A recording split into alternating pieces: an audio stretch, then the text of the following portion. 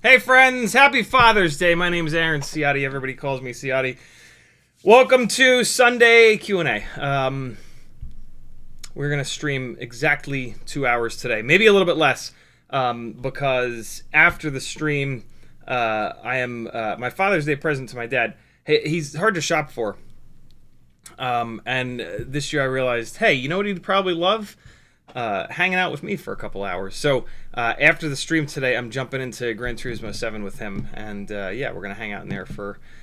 I was hoping to do like 2 hours, but I have it's might be a little less than that because Maggie and I are going to dance tonight at 7 o'clock. But I'm hoping after we get back, he'll still be around so I can jump back in with him.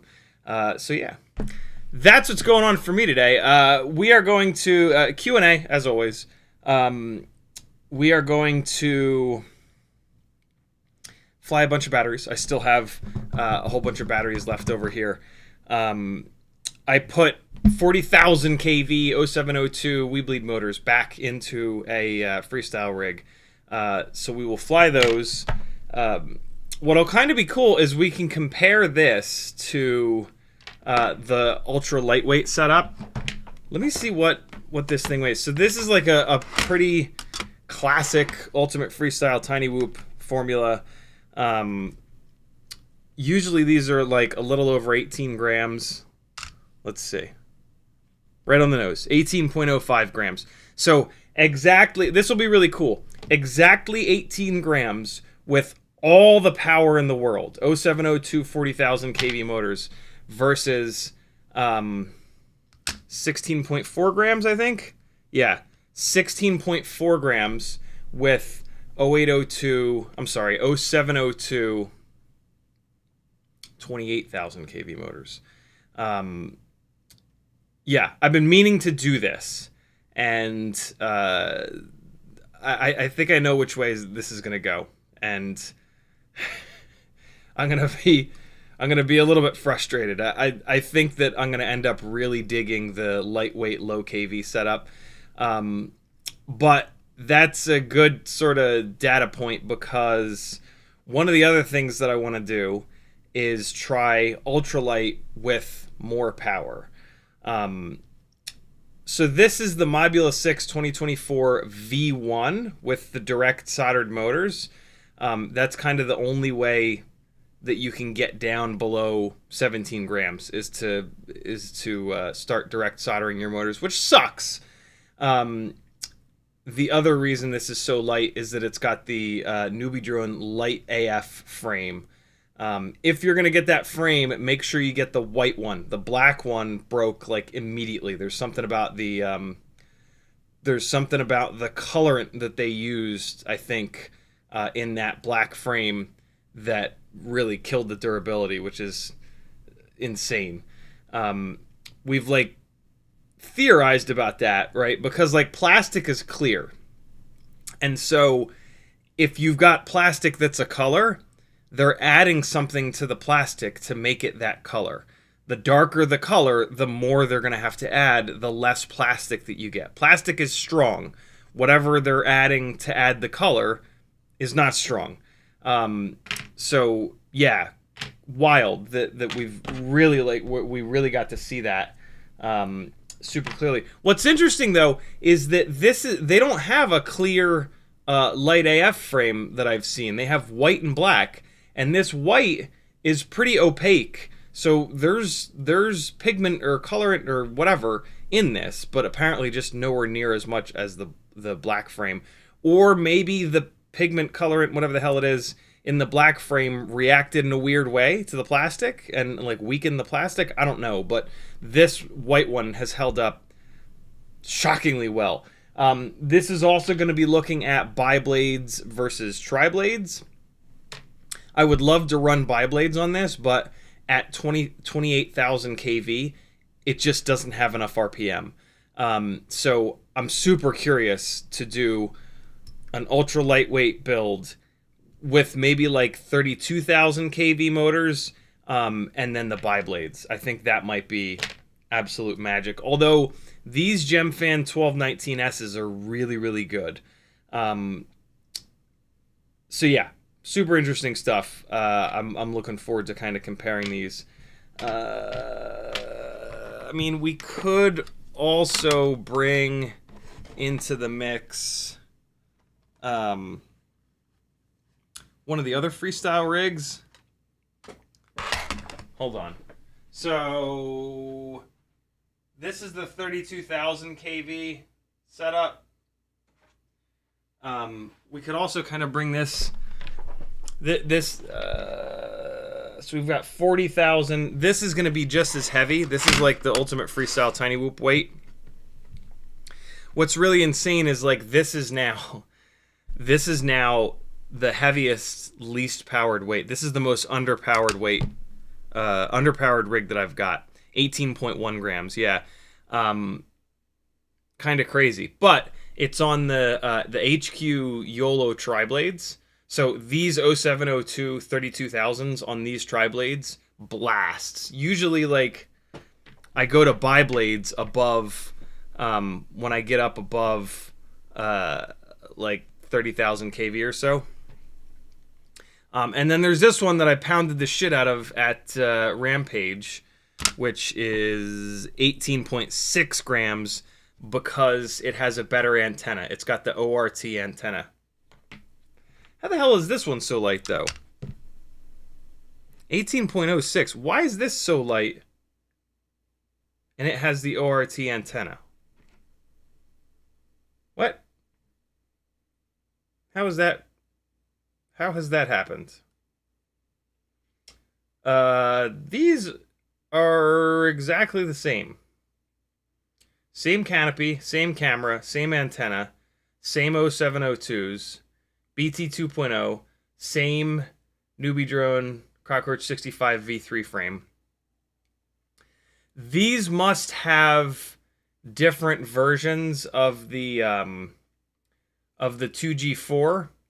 and this 2G4 must be heavier than this one, because, yeah, these are exactly the same. That's super weird. That one of them is half a gram heavier. Half a gram is, like, a lot in Tiny Whoop land. Interesting. This has 0702 36,000 kV motors. You know what's wild? We have, like, every step right now. We have Ultimate Freestyle Tiny Whoops with 40,000, 36,000, 32,000, and ultralight.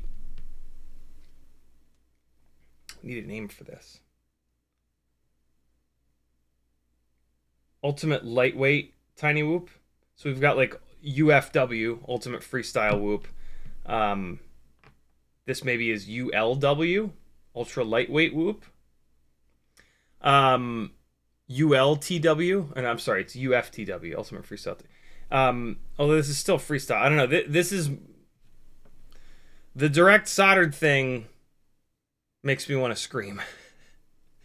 And a lot of people have had problems with that Mobula 6 2024 with the direct soldered motors. The ones with the motor plugs, the V2, Mobula 6 2024 V2, seem to have a lot less problems. They haven't been out long enough. The second version 2 with the plugs hasn't been out long enough to really be able to tell, but yeah, kind of interesting.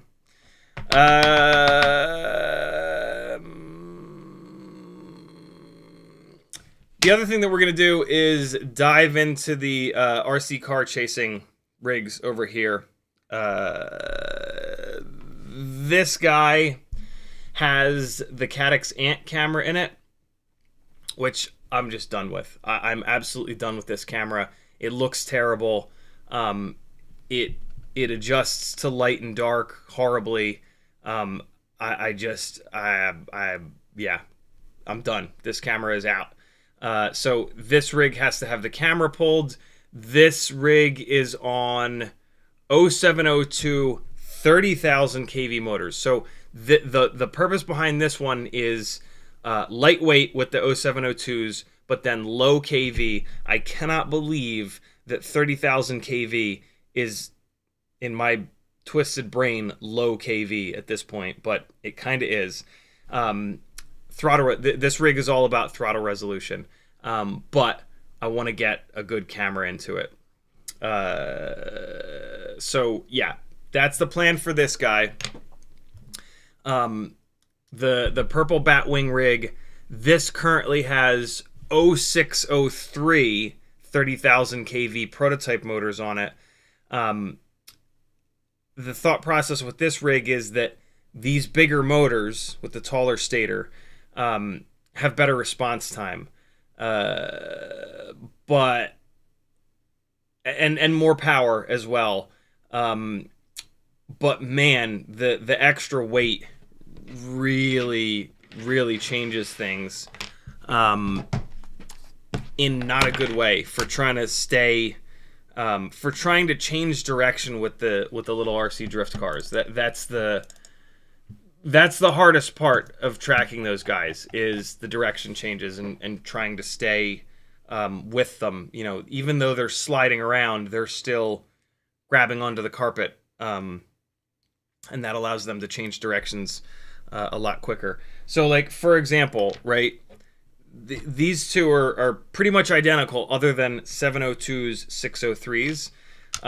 The cameras are technically different, but I think the rig with the 702s, which is on the scale now, has a heavier camera. So this guy is 19 grams exactly. This guy with the 603s, even though it's got a lighter camera, is 19.83 grams. So this will get down into the 18s when I swap the camera out. It'll probably be like 18.8. So it's basically like 1 extra gram for the 603s versus the 702s.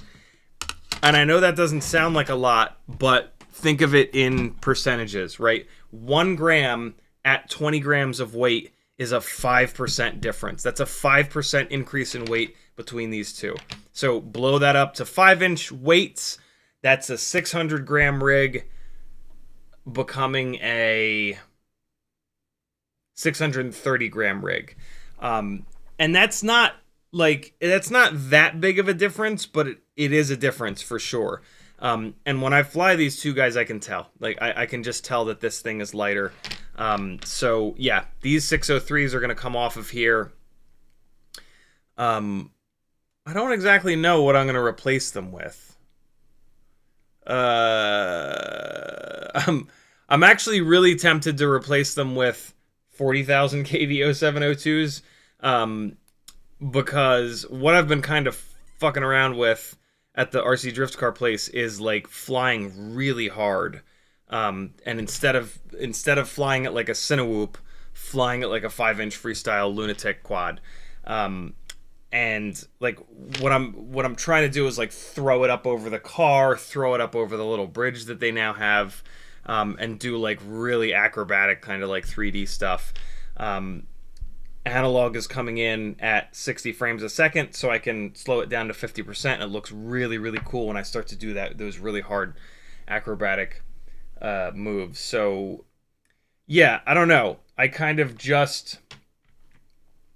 just took the 40,000 kV motors and put them on here. So we'll fly them today for sure, but then I might end up pulling them off here and putting them on here. Regardless, this needs to get a set of 0702s. And I could also do, maybe that's what I'll do. Maybe I'll do 702 36,000. 36,000 is plenty of power. And especially for comparing, right? 30,000 kV versus 36,000 kV, there'll be a definite difference between these two. The last of the cinematic chasing rigs here is going to have the motors pulled off of it. These are the VCI 0702 29,000s, and I want to put those onto a freestyle rig. So these motors are coming off this. And again, I don't necessarily know what... Maybe I'll leave this alone, actually. Maybe this rig on the 603s I'll leave alone, and test it a little bit more. And then, yeah, swap something over here. Too many ideas and too many options. I gotta think about that. I gotta think about what I'm gonna do with that. Again, happy Father's Day, my friends. Apache Smoke Wounded Sniper was first in the chat. Curtis Hayes was next. Michael Kajas, Pequeño Frijole, Some Guy FPV, Rocket Tech, Cloudhopper, BAD, Hockey Rounds, Mr. B, Frank Nicholas, Douglas Otwell, Cole Powers, Timmons, Kevin James, Not Applicable, Striker, Rocket Tech, Arend FPV, Tony Morgan, Hendrix Freakazoid, Walter, Cloudhopper, Camille, Z Bluga, CBFPV, Off Axis is in the house, Alexander Lewis Hughes, CMYK FPV, Rain Squad. I think I got pretty much everybody. What's up, friends? Thanks for coming. If you want to talk directly to me in the chat, all you got to do is type CiottiFPV. If you do that, it'll light up in orange. CiottiFPV.com is the website where I have all my stuff that you can support me with. Patreon helps me out the most. Etsy has some fun stickers and hardware. Teespring has some fun shirts and apparel. You can work one-on-one with me through Fiverr. We can get you flying better, tuning better, building better. PayPal if you want to support me directly, but you don't want to do a super chat because YouTube takes 30%. And then look at all these affiliate links, my friends. Replace all of your bookmarks. Or if you just type into the URL bar, Amazon.com, off on the right, you can remove the suggestion, remove all of your existing suggestions for these websites, and then hit the affiliate links a bunch of times. And then from then on, in your URL bar, if you type RACE for Race Day Quads, it'll think you want to go to my affiliate link. That's the easiest way to use affiliate links without having to remember. Weebleed, Get FPV, Newbie Drone, FPV Cycle, Amazon, Race Day Quads, oh my god, Brain 3D, HDZero, Flywoo, Emacs, Banggood, Camera Butter, and AliExpress are the websites. Excuse me, the websites that I have affiliate links to. And then there's some other fun stuff down here. Do it, my friends, and we'll keep hanging out together till the dawn of time. until democracy finally ends and we burn to the ground. Shouldn't say finally ends. Should say unfortunately ends. So yeah, that's the plan here for today, people. What is that? Is that a solder ball just sitting on there? I think it was. Kevin James says free the imprisoned Teddy. He also says hello everyone and CiottiFPV. What's up, dude?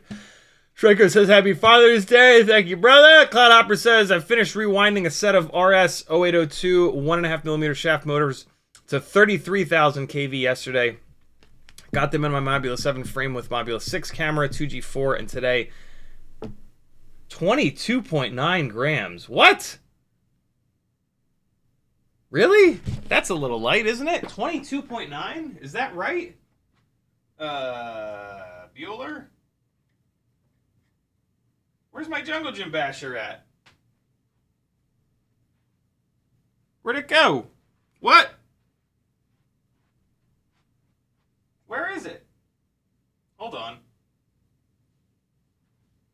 I've lost the tiny whoop. 22.9, that's light, isn't it? What is, oh, did I knock it onto the floor or something? Where the hell, I grabbed it the other day, and now it's gone. What the hell? Well, if I can't find it, I can't weigh it. Where is it?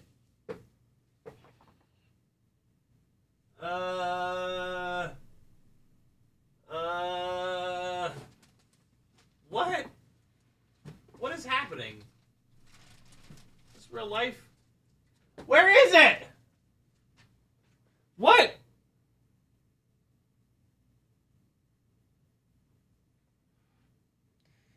Who's got a Jungle Gym Basher that they can weigh?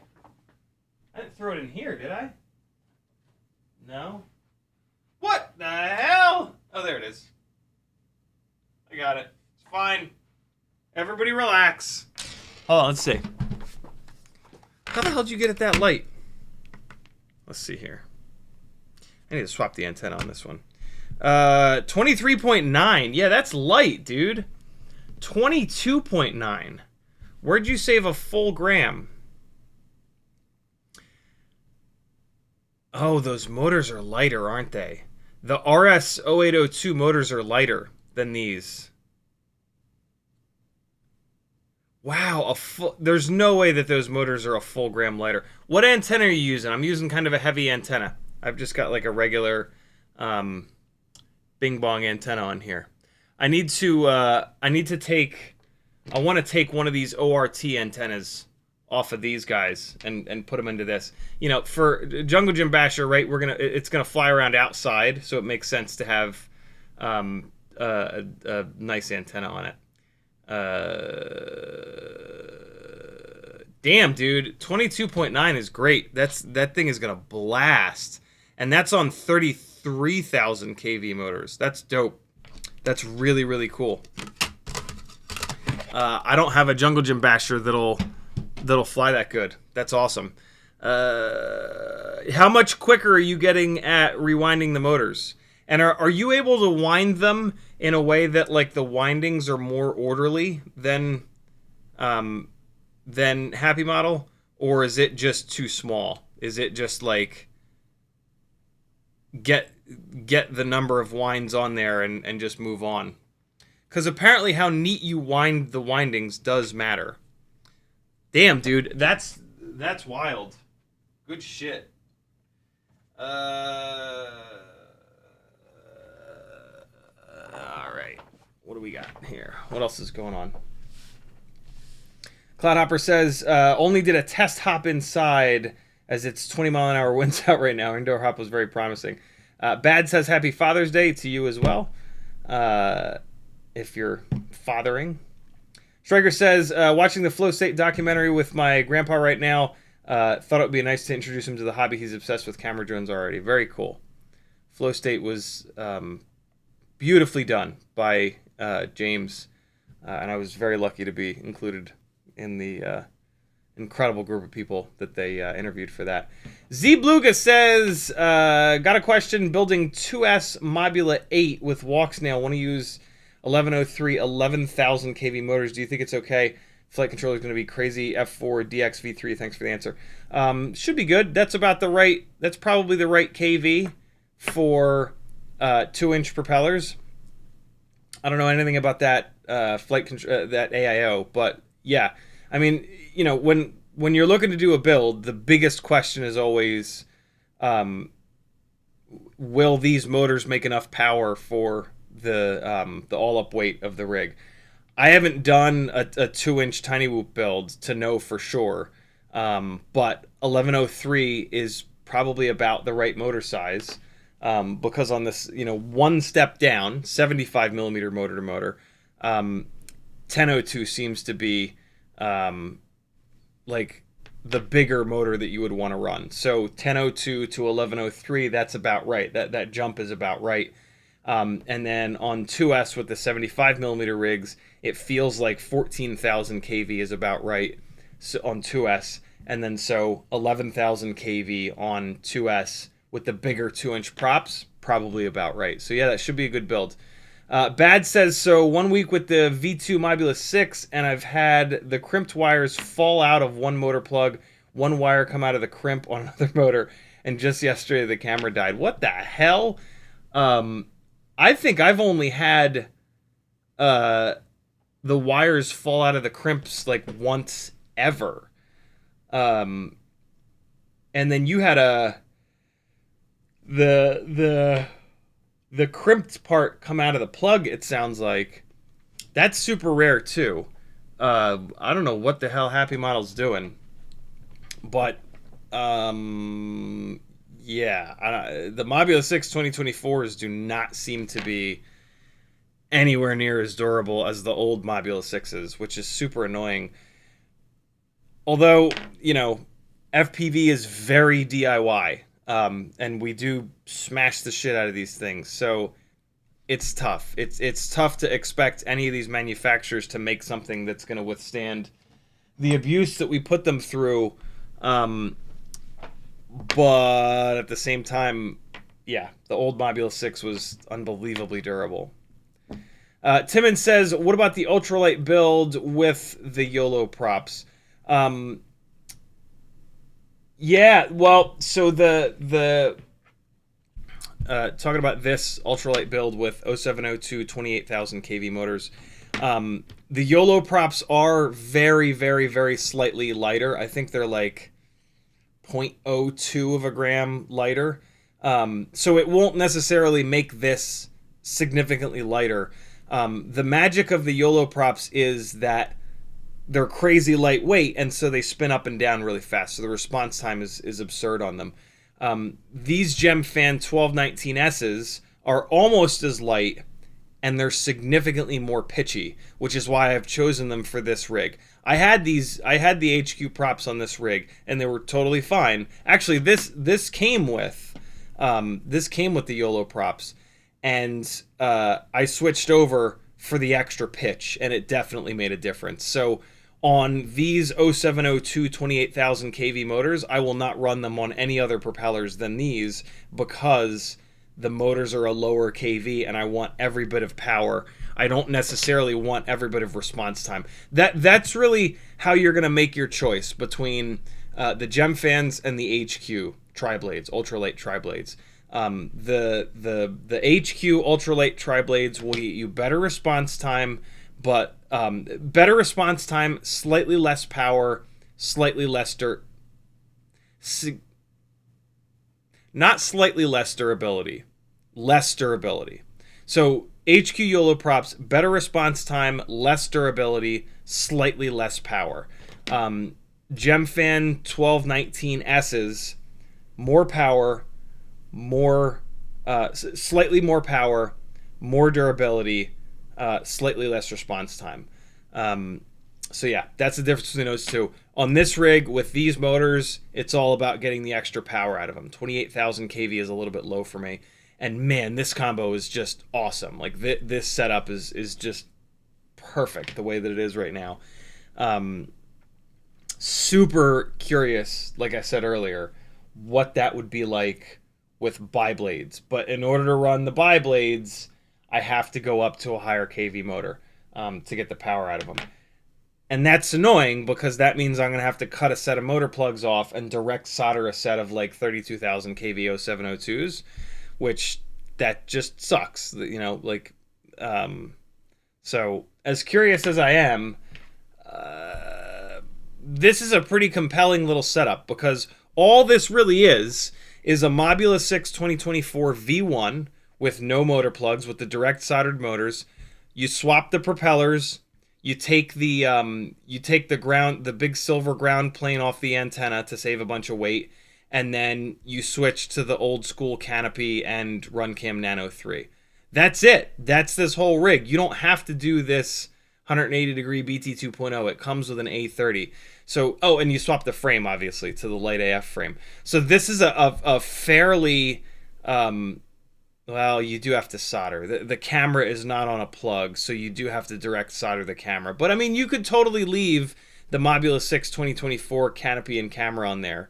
But yeah, this is a fair, and I try to do this, right? Like I try to keep my setups as not customized, as basic as possible, right? Like as easy to build as possible, so that it's not like, oh, I want something that flies like Ciotti's rigs. Oh, well, I don't got 10 hours to drill holes in the frame and do all this wacky shit to get it to fly like that, right? Like if I have something that you can emulate in like a half an hour of work, that's pretty cool.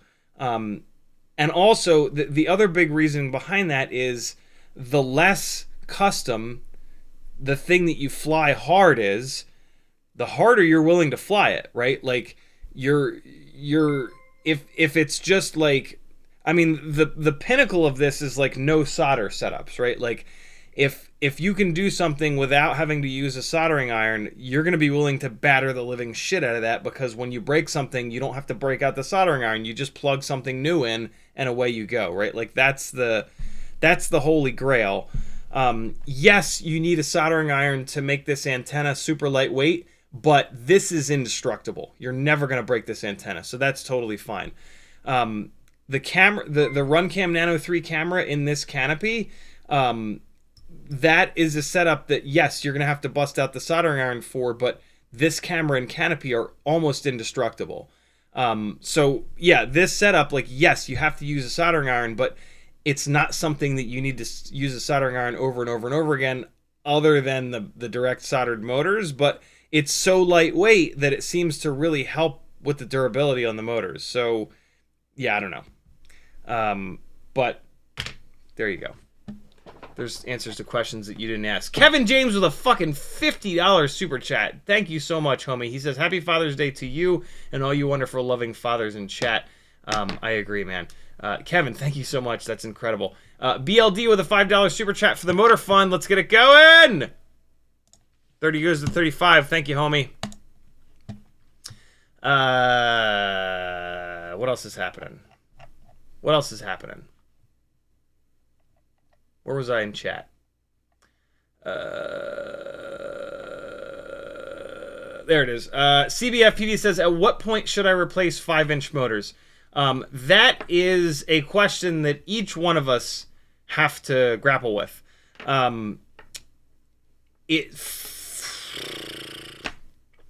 So as motors get more and more beat up, the quad is going to fly worse and worse. So you've got your PID tune. All right, so you put a fresh set of motors on. You can now take your PID tune and push it. You start crashing those motors. The motors start vibrating more and more and more. You're going to have to back.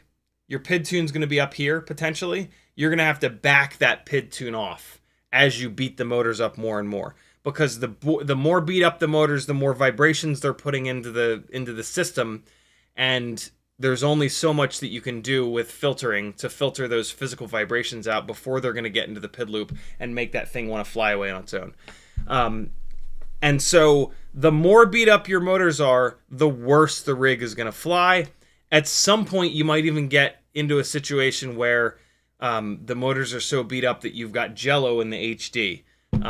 That for me is a total deal breaker. Once there's jello in the HD feed, the banged up motor or motors are coming off. That is like the end of the road for motors for me.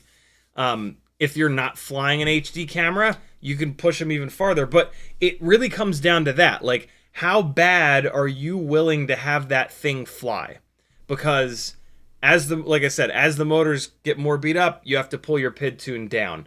Some people that just want to fly and enjoy the majesty of hurtling their eyeballs through the air in a completely safe way will leave the PID tune completely stock. And nowadays, the stock Betaflight PID tune flies really damn good. For those folks, fresh motors beat the hell out of them, and then like when the rigs just keep pounding on the motors until the point where when you chop the throttle, the motors don't come down as quickly, or you arm it and sometimes it kind of tries to fly away. Yeah, technically you could pull the PID tune down even farther, but it starts to really fly like shit when you pull it down below stock. So the stock PID tune is kind of a good stopping point. If the motors are so beat up that they won't even work on that stock PID tune, that's a good time to kind of change them as well, because yeah, now you're gonna have to really cripple the way that the rig flies. But there are other folks, you know, I'm looking at you, sponsored pilots that get lots of motors for free, pilots that are sponsored by motor companies, right? Where they're not paying for the motors. So fuck it. Every couple of hard hits, as soon as a motor as soon as they notice that one motor is vibrating harder than the others, desolder it, swap it out. Folks that run KISS, for example, they have to be much more on top of swapping motors out. The filtering in KISS does not work as good as Betaflight, and so it is unable to handle vibrations like Betaflight is. So those people have to swap motors out a lot more often. So yeah, it's a decision that everybody needs to make individually, and there are like concrete things that you can base it off of, right? Like jello in your HD camera, where your PID tune is, like how good or bad the thing is flying. You know, I keep motors on until the very bitter end. I run them into the absolute dirt. And I think you should too, because there's other stuff that you can spend your money on that will help you stay in the air, like another identical build, right? So if you really run your motors into the ground, you can spend some of that money that you're saving on a second build, and then it's like, you know, when you break the first one, instead of sitting there for the next hour when you should be flying, fixing, you just throw it in the back, grab the other one, and keep flying, so that, you know, when you go out to fly, you actually fly as many batteries as possible, because that's how you get good. So yeah, that's a super individual decision, but there is some thought process behind it that'll help you through that, and hopefully I just helped. Timon says it can be the Jenny Craig whoop for all the grams you're counting. Off access, drop in the CiottiFPV.com link. Curtis Hayes has a Mobula 6 HDZero that has the stock 802 19,000s, and it's a lethargic. That's because those motors are heavy and way too low of a KV. I have a set of 0702 26,000s and a set of 0702 40,000s, which would be better to swap out to better throttle response. Throttle response comes from power, so the higher KV motors will make more power. So yeah, a higher KV motor is always going to give you better throttle response. 702 40,000s are an awful lot. But you've got a Mobula 6 HDZero, so that is a fat rig because of the HDZero on there. So 702 40,000s for sure. If it's too much power, you can motor limit it down and you're good to go. 0702 26,000s on an analog Mobula 6 Tiny Whoop are okay. But yeah, with the HDZero on there, it's not gonna feel much. That's not true.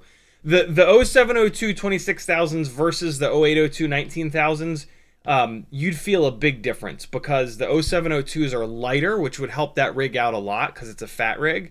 and they're 26,000 kV, which is a lot more than 19,000. So yeah, the either one of those 702s would help that rig a ton, but since it's a fat rig, put those mega kV motors on it, and that's gonna wake that thing up quite a bit. CMYK says, yo dudes, my Walksnail Freestyle 65mm rig is on the 702 40,000s, and it flies very decent because of how much power those motors put out. It's still very heavy, but yeah, those motors really save that rig. CMYK says, what was the quirky thing about the new last batch of the discontinued Happy Model F4 2G4 AIO V3.3 printed on the board? The VTX table was wrong on a lot of them right out of the box. Here's the link to the correct VTX table. It's one of the two VTX tables at that link that I just put in the chat. Here it is. If you're rewatching this and the chat's not working or whatever, search for this right here on Happy Model's website. Like if I take this and copy it into the clipboard and just go into the search field and drop it in there, it'll find this. It'll find that article. Not article. It'll find that page rather. So there you go. That's how you find it.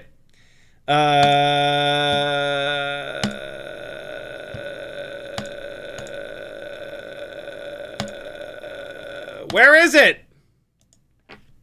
Where's the... Look, I'm gonna at some point here update my Walksnail so I can try the race mode. Where? Where's the thing for this? Oh, I'm stupid, and I... There it is. Got it! It's fine. Everything's fine. Oh, this... That's whatever. Stop telling me to put ads in. I'm so sorry that you guys have to watch ads. I am doing an experiment right now, monetizing these live streams again, because apparently, if you don't monetize... If you put something on YouTube and you don't monetize it, YouTube doesn't show it to anyone. And so, yeah. I have turned on monetization for live streams right now. I know it sucks that you have to watch the commercials, but I'm just... It might not be forever. For the longest time, I didn't monetize any of these because I would rather you guys support me on Patreon, because instead of taking 30%, they only take like 13 or something like that. And yeah, making money off of YouTube is impossible. You have to average like 100,000 views a week to make any amount of money, and that's still not that much money, and that's just an absurd number. So yeah, it sucks to have to monetize on YouTube because you don't actually make any money, but it's the only way to get them to share your shit around so that you can actually get new people. So maybe what I don't know. Maybe I'll go through phases. Maybe I'll do a couple of weeks where they're monetized, and that'll bring some new people in, and then turn it off. We'll see. Hopefully, it doesn't make a significant difference, because then I'll just turn it right back off like it was forever. And just, yeah, YouTube doesn't really do jack shit for small channels, and so, yeah, kind of is what it is. Zabluga says, got a question building 2S Mobula. So I answered that already. Walter says, what's with the Bible at the back of your shirt? It's just the name of the company. The name of this yeah. Import Bible. Importbible.com. And they have a lot of shirts, but they have some other random stuff. I don't think they sell this shirt anymore. No, this is an old shirt that they don't sell anymore, unfortunately. But yeah, they have all kinds of... This is a pretty nerdy website. Like, you got to be pretty deep into car culture to understand most of the stuff on their website. But yeah, this is one of my favorite shirts ever. It's got all three generations, all three of the first generations. NA, and then NB, which is what I have, and then NC. And then, yeah, keep it simple, stupid, featherweight. Unfortunately, the shirt is white, and I've worn it a lot, and so now it's kind of yellow.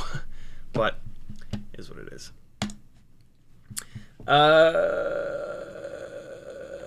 Cloudhopper says, using the Mobula 6 AIO and running the stock antenna. Oh, that's the other thing. Yeah, that's right. You're using the regular Mobula 6 AIO. My Jungle Gym Basher has the X12, which is physically bigger, and I think it's also thicker. So that makes sense. That makes sense. Cloudhopper says, let me know a picture. I'm getting faster. Can do a set in about 3 hours. So you're doing one set of RS-0802s in 3 hours. Man, that's still a long time. Yeah, that's a long time. That's too long for you to be able to like sell those. Like if you start selling those, you're going to be paying yourself like the max you'll be able to pay yourself is like $10 an hour, because you'll pay $36 for the motors. And then, yeah, like realistically, there's the hand-wound motors on tinywhoop.com that are $80, and it's like, oh my god, $80, but it's like, yeah, $80, like that's what you have to sell them for, minimum.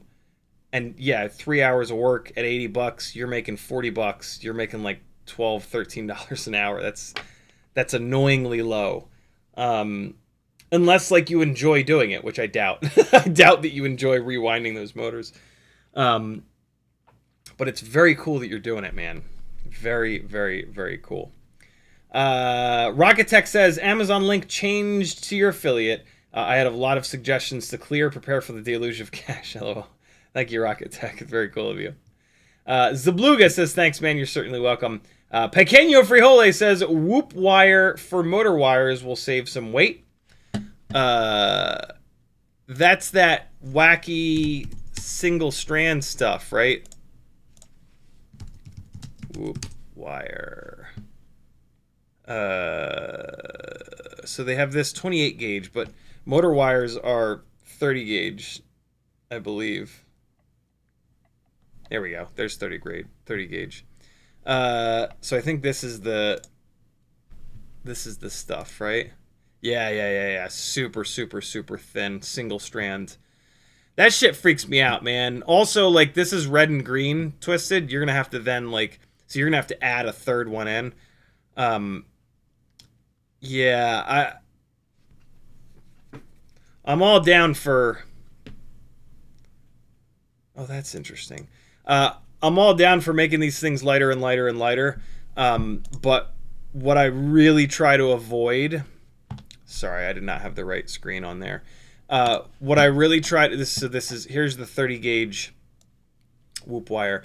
What I try to avoid is having builds that have had so much customization done that I don't fly them hard, because when, not if, I break them, I'm going to have to spend another couple hours re-customizing them. Like, if I'm going to fly a rig hard, it has to be easy to repair and quick to repair.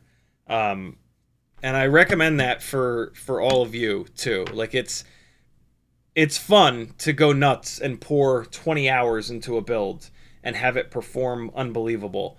But then, yeah, if you're anything like me, you're just not gonna pound on it, and pounding on these things is just super fun.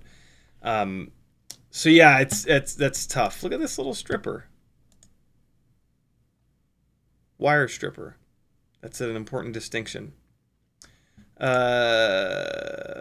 at that. I might snag one of those next time I do an order. I didn't realize that there was 32 gauge. It's sold out now, but yeah, the whoop wire is super interesting. Let's see. Lightest weight wire you can get, a little harder to attach, work with in general. 32 AW is dramatically lighter and smaller than 30. 10 centimeter length, 0.092, so basically 0.1 gram. 0 0.1, wow, versus 0.03. Good lord. Oh, it's mainly for LEDs, it looks like. I don't think you want to use this as motor wire. It's a cool idea for LEDs, though. Interesting. Unfortunately, it's sold out. But yeah, whoop wire is the thing. Thank God for tinywhoop.com. Like, just the best. What would you do with 28 gauge? Would you maybe use this for motors?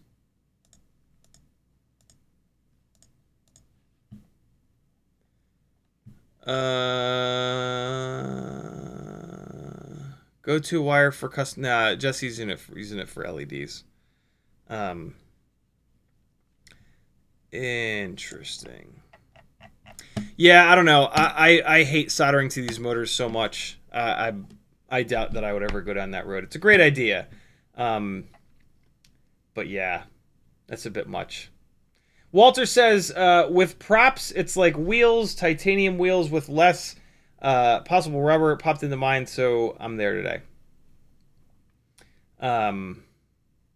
Yeah, lightweight props are magic, but it's just there's a point where they become really fragile.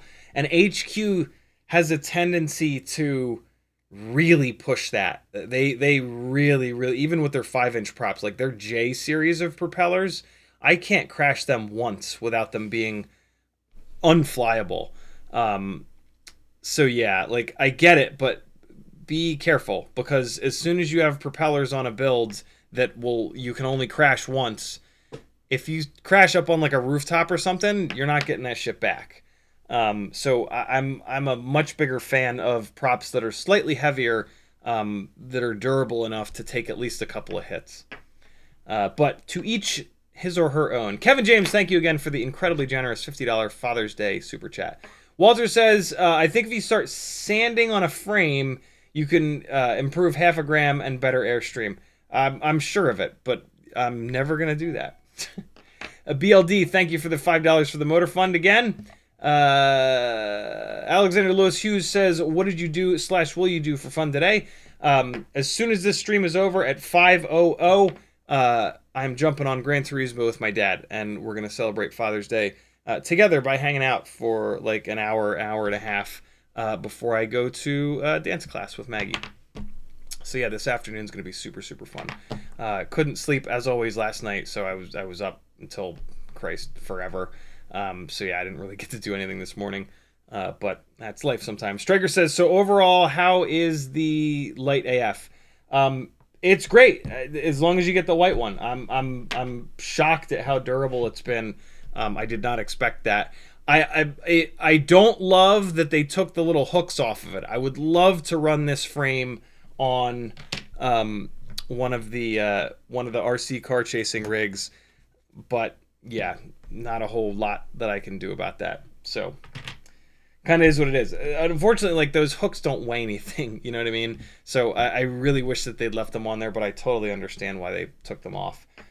Unfortunately, like, you know, this is a different mold, and so there's nothing that we can really do about that. Like we will never get this LiteAF frame with the hooks on it, unfortunately. But hey, this is a freestyle frame, and then the V3 is, you know, freestyle and cinematic frame, so it is what it is. Zabluga says, what Walksnail VTX should I put into that 2S build, 1S or DCase V? DCase, you want the light. Any like kind of a tiny whoop, you want to run the Walksnail light. It's so much lighter. Yeah, that's a no-brainer. Andrew Taylor says, who are your 3 favorite drummers? You know, I haven't been into drums in so long that I was about to say I really don't have 3, but I actually think that I do. Larnell Lewis for sure. He's just a goddamn genius. I don't really love that guy that everybody loves. That's really, really good. I respect the shit out of him, but he's just too much. I really dig Larnell Lewis's style a lot more. than him.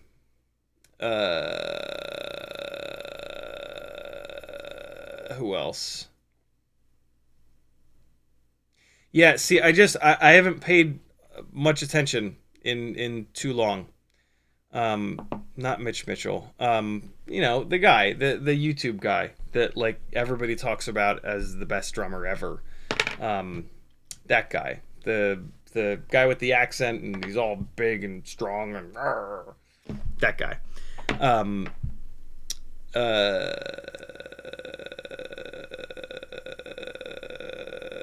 You know, I mean, like the default answer would be like Neil Peart, or like John Bonham, but yeah, I don't know. I'm just gonna go with Larnell Lewis. You're only gonna get to, just number one.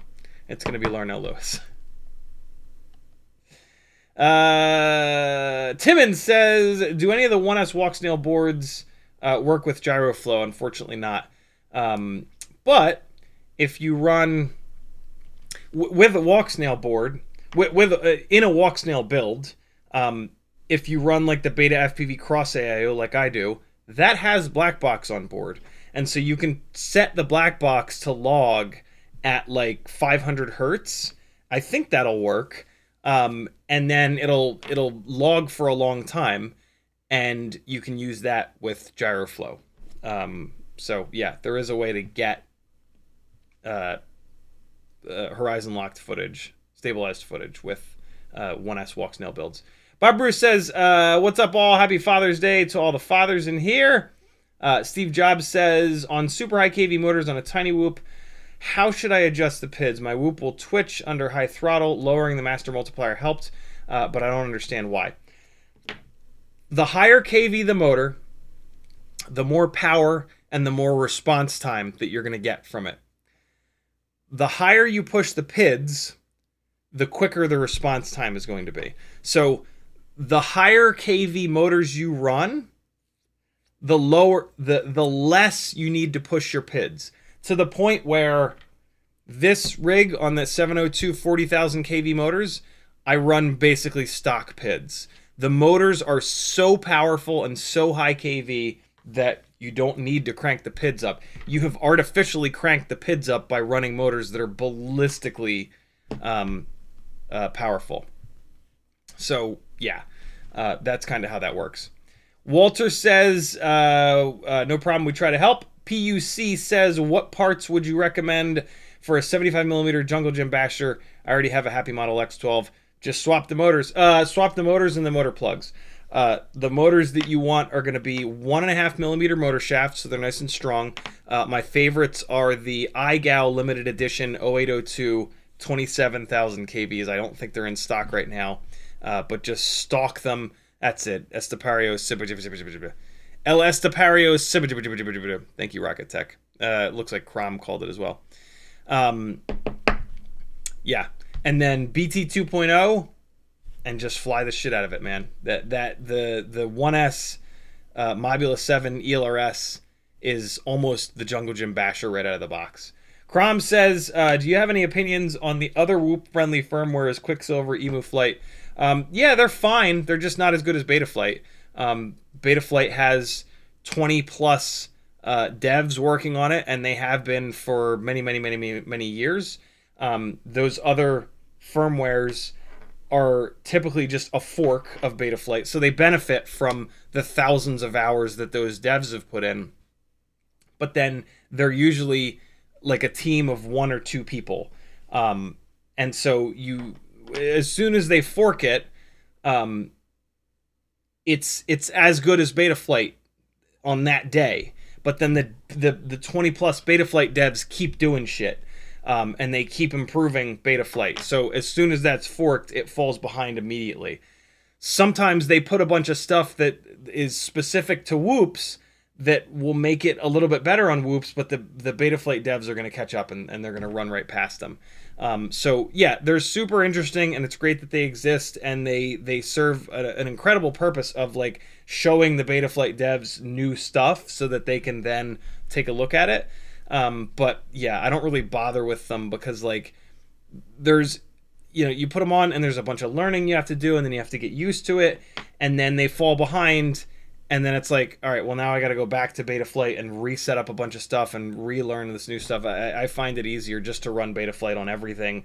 It's the best firmware that there probably will ever be, because it's the biggest open source project in all of FPV. And so, yeah, and like, when you have a bunch of different rigs, you really want to have the same firmware on all of them so that you don't have to adjust as much every time you fly a different one.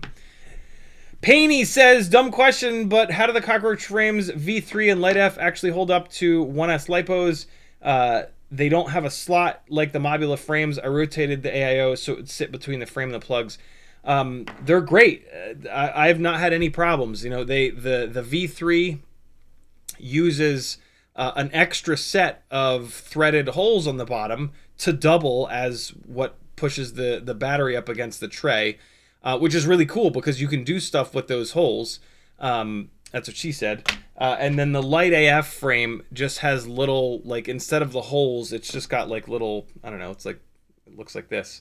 And that works totally fine as well. So yeah, I have no complaints about the way that the, all right, if gun to my head, I could complain that, like, every once in a while it's hard. It's hard to push the battery through. I have to, like, push my finger here and then... But, like, come on. That's not... like, this is a DIY hobby, you know? And the fact that the V3 frame had... Like, the complaint is that they have threaded holes on the bottom. And, like, there are scenarios where you can use those threaded holes. So, like, it's a really cool thing. And so... yeah, I just suck it up and kind of is what it is. Striker says, pounds the shit out of a drone stream. YouTube just did the thing.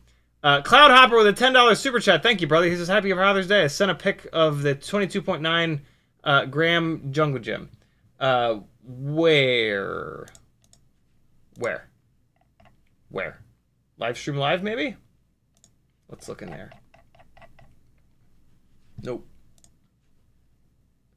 How about general nonsense? Nope. How about toothpick and whoop? Nope. Where?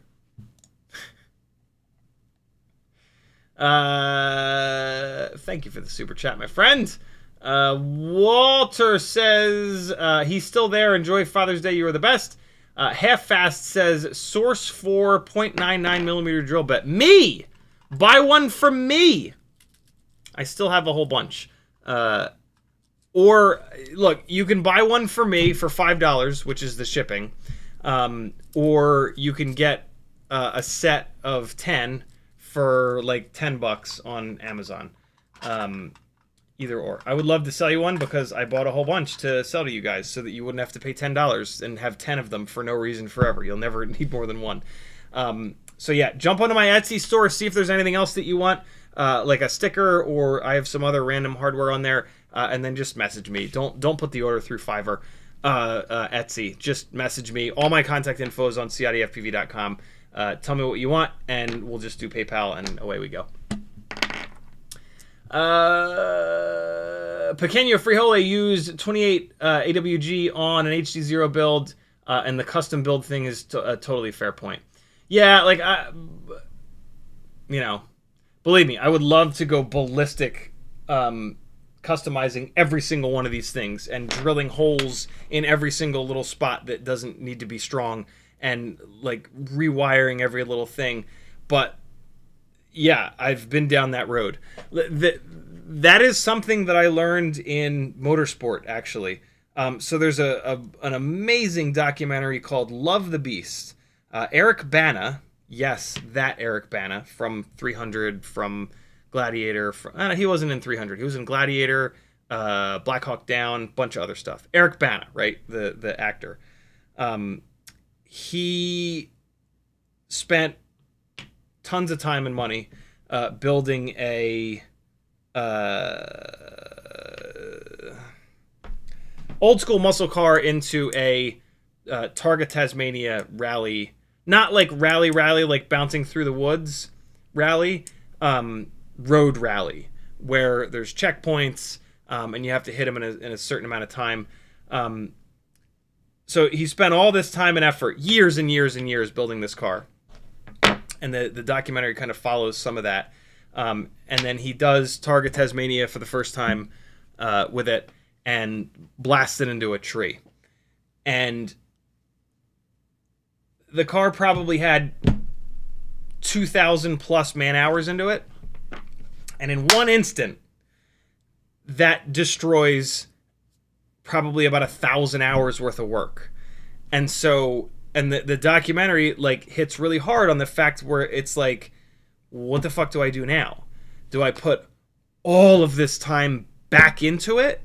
Or do I just bail? And this is a lesson of like, don't spend that much time on something that can potentially get destroyed from a mistake, right? Like spending a ton of time customizing like I don't know, like a set of speakers. I mean, you can blow up speakers though, but like if you know what I'm saying? Like spending a ton of time customizing something that's never going to break, that's just going to sit there and be safe forever. Like that's one thing. Spending a ton of time customizing something that you're going to pound the living balls out of, it's a whole different scenario. And like if there's also a risk of you losing that thing entirely, that's even worse, right? You got 20, 30 hours tied into a build and you put it up on a rooftop and it never comes down. Like that fucking hurts, man. That's the rigs that I have lost, which are not many. It's just, so I almost lost a rig I did lose a rig on a rooftop. I ended up getting it back weeks later. But the thing that hit, so I lost a 5-inch rig up on a rooftop. First time it ever happened. What hit me the hardest was the realization of like, that was a build that I did properly. And I had like 10, 15 hours of, you know, initially building it and then repairing it and improving it and whatnot. It wasn't the money. And then the same thing, when I actually lost a rig in the Bay in Charleston, it was a little bit more money because that had a Hero 10 on it. So the fact that was like $800 gone, that did hit me a little bit harder than the freestyle rig. But it was also the same thing. It was like, shit, man, that was a really pretty build. It was a cinematic rig. So it was like these guys that are like, it's why I ended up building this actually. It was the precursor to this rig here, which is just gorgeous, right? Because it's a cinematic rig, it's beautiful. And like, yeah, that hurts. That hurts. But all's well that ends well. That was my excuse to use this epoxy coated or something, I don't know, for a very short amount of time. Bob from FPV Cycle did this shiny carbon fiber for the glides, and I had it sitting around, and when I lost that rig, I was like, okay, well, to make myself feel better, it was like, now's the time to build this. If I lose this, I'll be fucking heartbroken, because whatever process Bob had done for this, it doesn't crack. Like, you can just get clear coat and just spray carbon fiber and it'll look exactly like this, but it'll crack as the arms bend. It looks like ass when it starts to crack. There was some really tough process that Bob had done here for this thing. So yeah. And like, you know, it's just not all mangled. Like the ends of the arms aren't all mangled. The TPU is not beat to hell. So yeah. There's that. That's my favorite glide right there, to be totally honest. Just because it just looks so cool with that glossy carbon.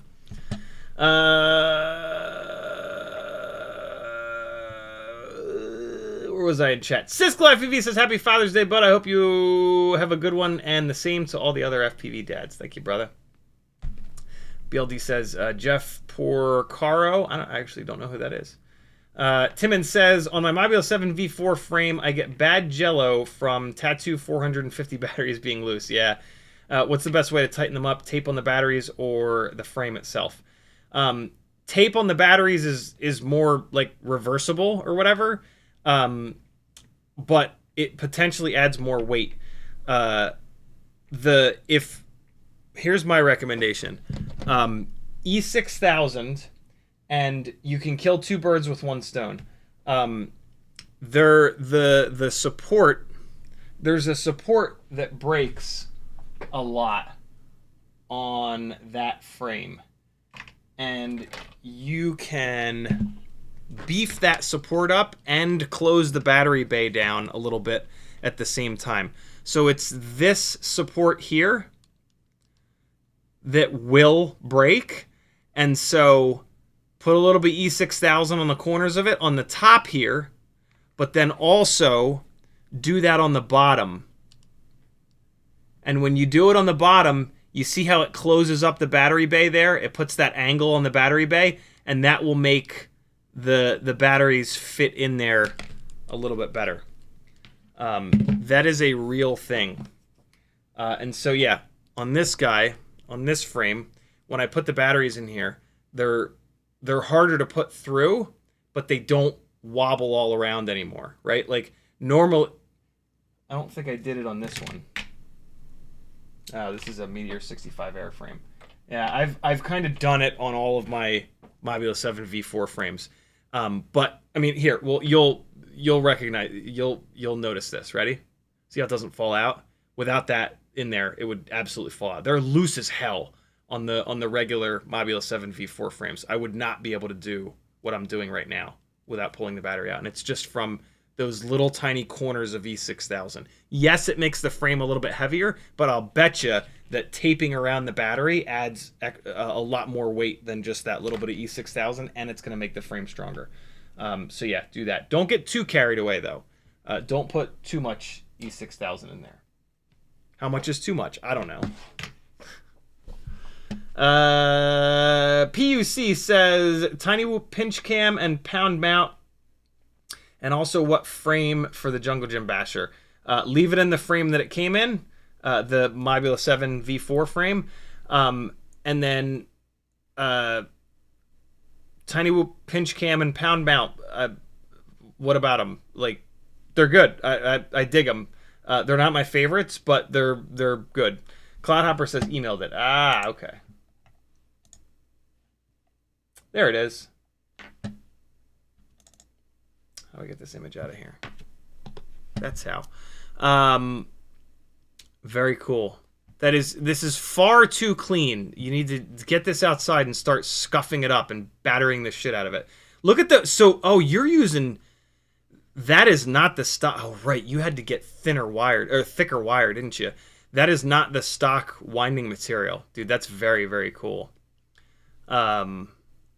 Yeah, man, this is kind of the ultimate Jungle Gym Basher right here, because 1.5mm motor shaft, light as hell.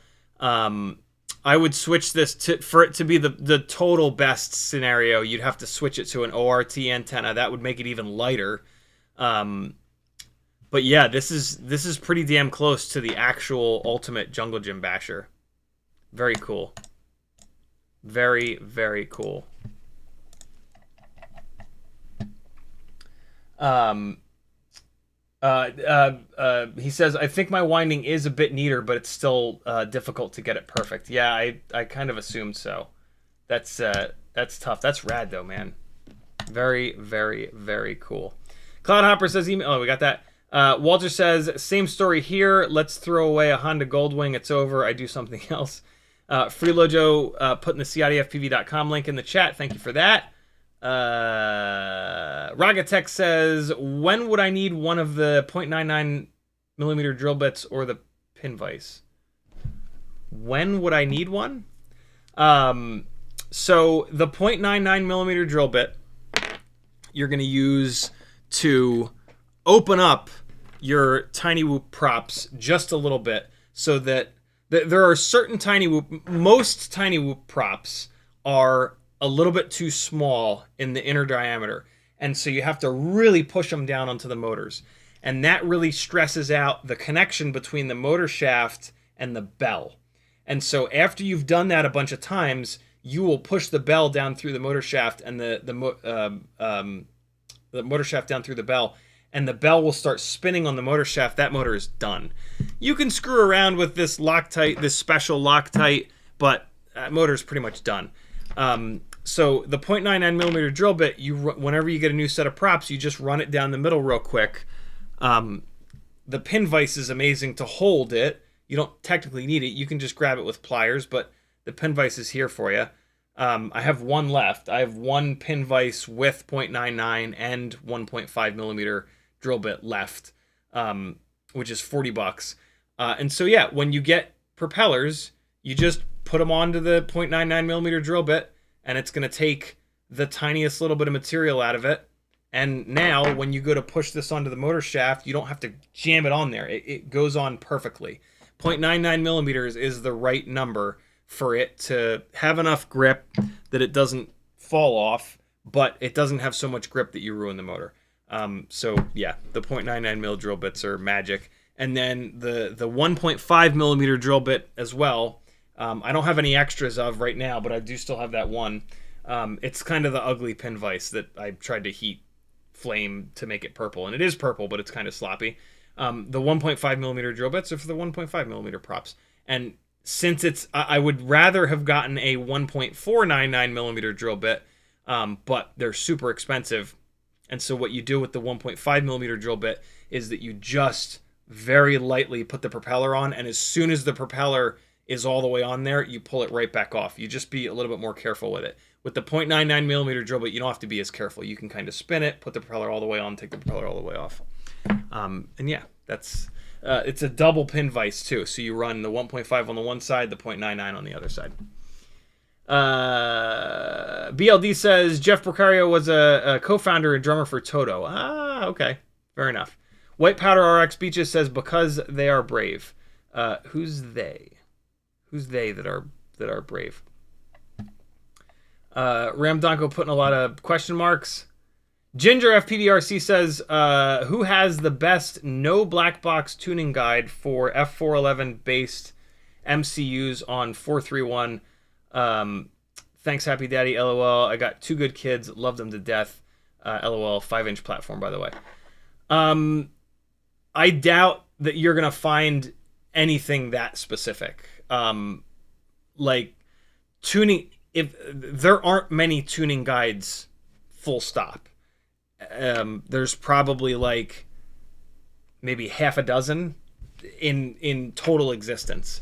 So you're not gonna find one for F411, 4.3.1, 5. You know, like you're just not gonna find it. It just doesn't exist. Tuning is fairly straightforward nowadays, though. We talk about it on these live streams a lot.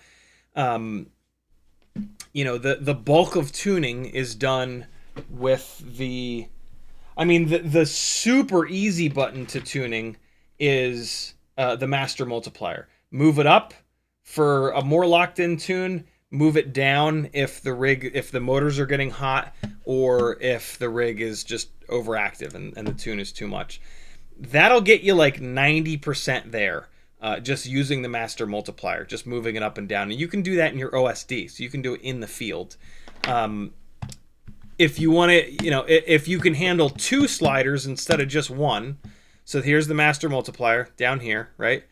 If you can handle 2 sliders instead of just 1, the top 2 sliders, if you get these dialed in, you can get the tune, instead of like 90% perfect, you can get it to like 96% perfect, or even like 98% perfect. And basically what you're going to do, these are going to start out at 1.0.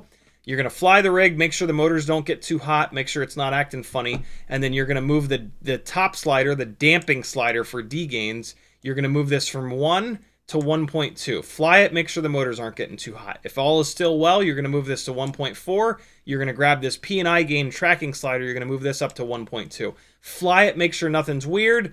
1.6, 1.4. Fly it, make sure the motors aren't getting too hot. Make sure nothing's weird. 1.8, 1.6. This ratio of the damping slider being 0.2 higher than the tracking slider works really, really, really well.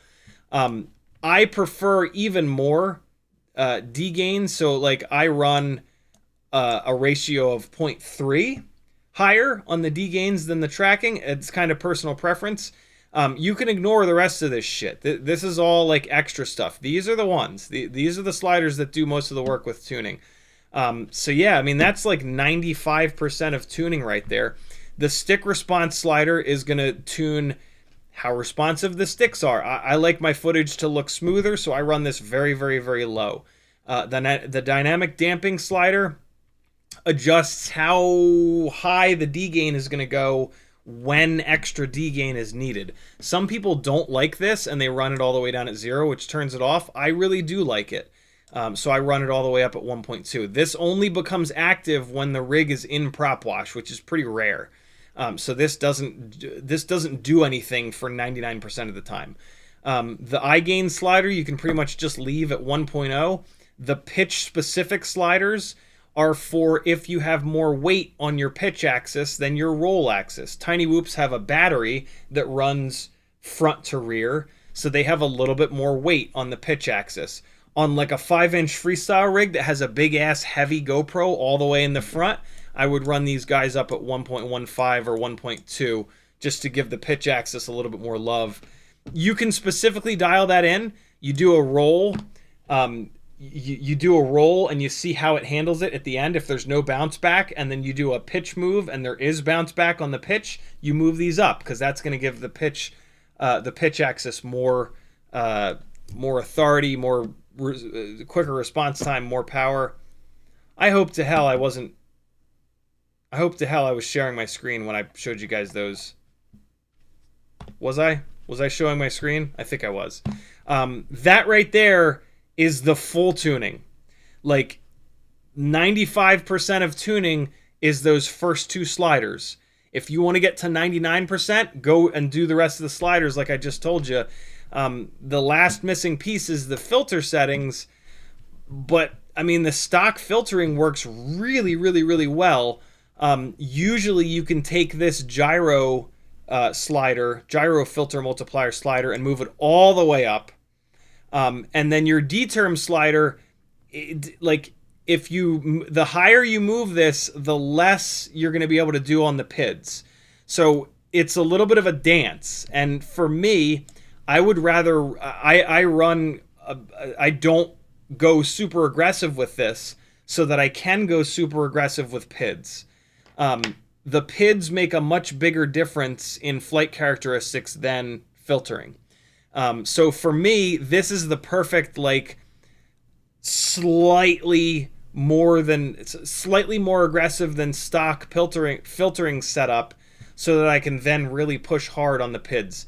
But everybody's a little bit different with that. And like I said, the stock Betaflight filtering in like 4.2, 4.3, 4.4, 4.5 is awesome. And you really don't need to touch it. But if you want to, that's what she said. There you go. A dick joke, some tuning talk. What's not to love? Let's fly, my friends. Almost ready. Oh, I gotta get the split screen thing fixed. Let's open this up here, and there we go. And right. 238, 244, 235, that should be centered. Yep, that's perfectly centered. Cool. Walter says, good PID tuning. Thanks. You're certainly welcome. Andrew Taylor says, do you recommend for/against using throttle limit along with throttle expo for a fairly new pilot? Nah, fairly new pilot, just fly. You're going to suck. Embrace the suck. Put 1,000 batteries in before you worry about like getting good.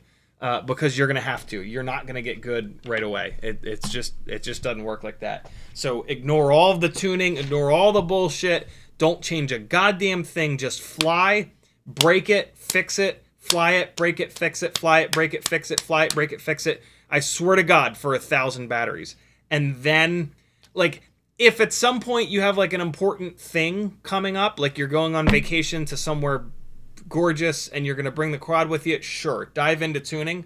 But if you're going to fucking fields and just flying or just ripping around the house or whatever, and there's like no reason that anybody's gonna want to watch the flight footage, because for your first 1,000 batteries, no one's going to want to watch the flight footage anyway.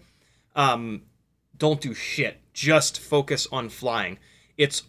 You're not good enough for your first 1,000 batteries to even notice these changes that you're making. And so just wait. Just focus on getting as many batteries as possible and keeping the damn thing up in the air. And that's where you want your head to be, is how do I fix this? How do I build it to be more durable? How do I stay up in the air? How do I get through those first 1,000 batteries as quick as I possibly can? And then you'll be in a place where you can start tuning, you can start learning, you can start feeling the difference when you add throttle expo, when you add throttle limiting, stuff like that. The exception to this would be like if you have a setup that's really overpowered, like if you put if you're learning to fly on a tiny whoop and you put 702 40,000 kV motors on it, yes, throttle limit the shit out of those. Actually, motor limit the shit out of those, because that's just way too much power. So there's a little bit of a gray area there, but like most rigs are not so horrendously overpowered like that.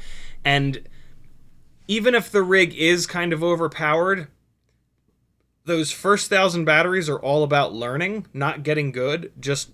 Well, I mean, they are about getting good, but like, if you have really powerful motors, it's going to be harder to fly, and you're going to have to work harder.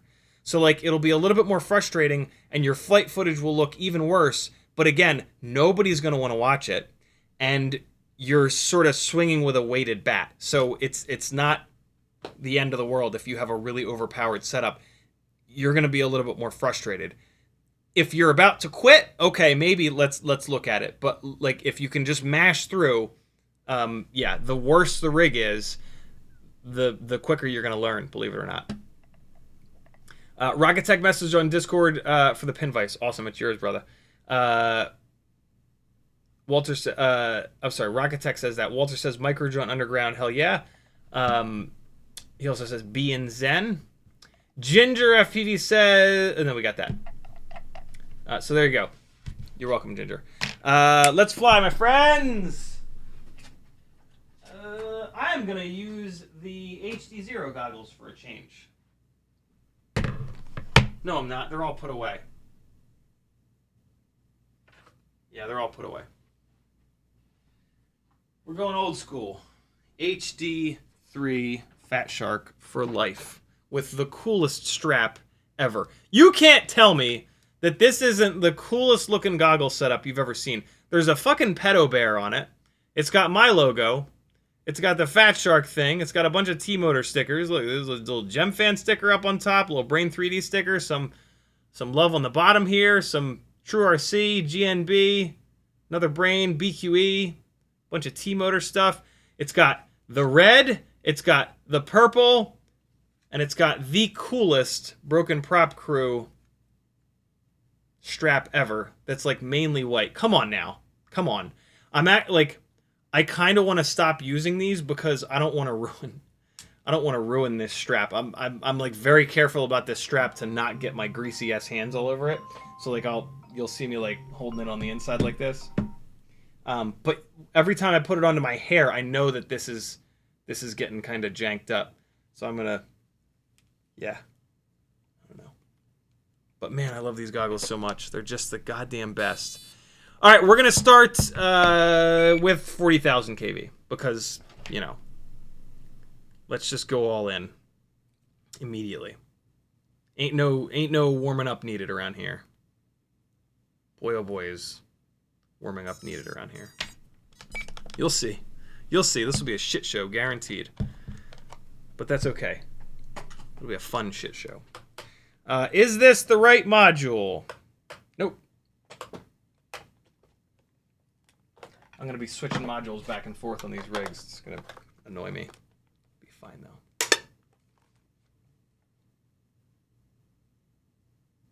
Yeah, there it is.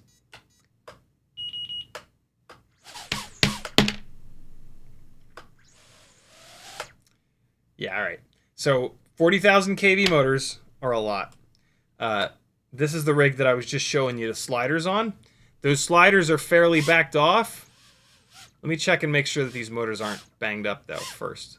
Oh, yeah, the right front motor is banged up. It's not that bad. And the left rear is banged up, too. So, if you arm a rig... It's actually fine. If you arm a rig... and it does something like this... That's a rig that the PID tune is on the razor's edge. It should be able to sit here. Hear it rubbing up, and you see it like trying to lift off a little bit. This is a PID tune that is on the absolute limit. And so like if I touch it, see how it just flies away? Like if I add anything, the PID loop gets overactive and tries to fly away. That is a rig that is like on the absolute limit. I'm gonna fly it like this because I know how to handle that. But for the record, if your build is starting to act like that, your motors are either banged up or the PID loop is too aggressive, or a little bit of each is usually sort of the case. So be careful with that. That is a build that, like, if you crash it hard, it ain't coming home. So make sure you fly a rig like that.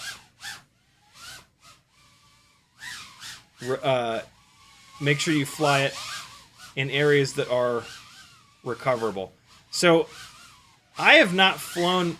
Oh my god, 40,000. I have not flown biblades in a while. Alright, yeah, this PID tune is actually a bit much. So we're going to back this off a little bit, because it's not spinning the motors down at 0 throttle. So I'm actually going to go down to 0.9. I'm going to go down below 1.0. And I'm able to do that, again, because these motors just have so much power. And that's a lot better. Nah, it's still doing it.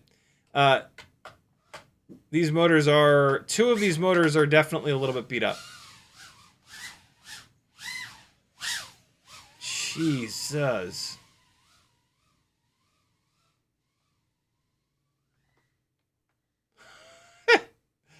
So much RPM. Oh, God. Oh, that was a hell of a hit. Oh, God. This is a hell of an adjustment. I've not flown a tiny whoop that's this heavy or has this much power in a bit.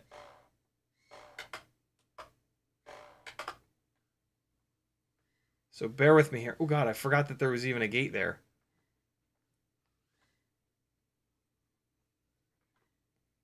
Oh, my God, it hit that wall so hard. Holy hell. Ah!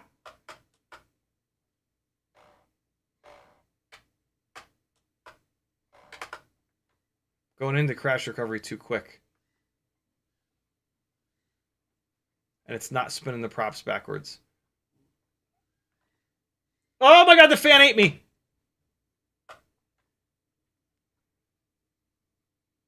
Teddy Spaghetti is right next to me, for the record.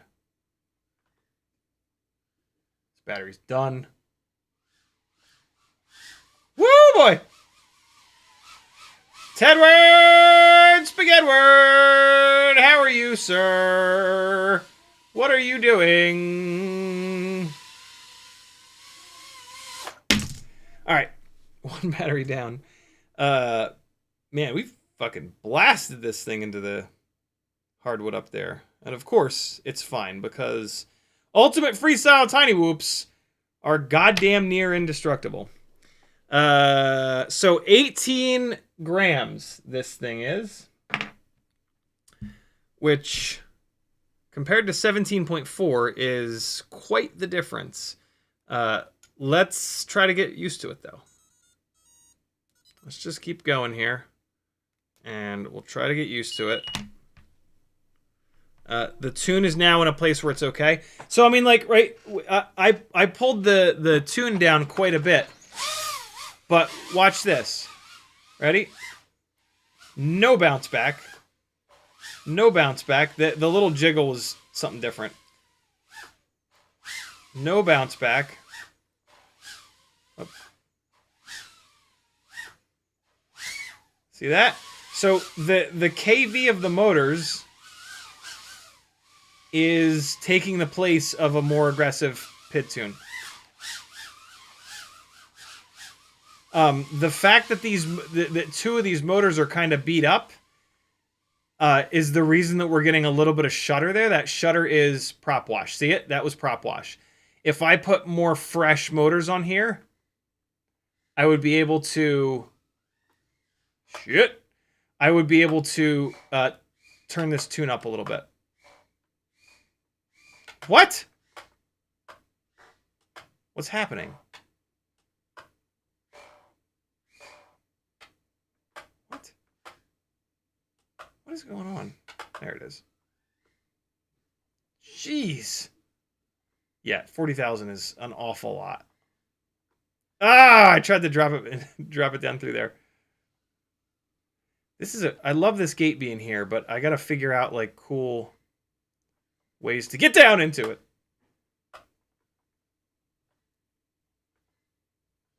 Ah, just missed it. Oh, got in there. Got in there, but not out.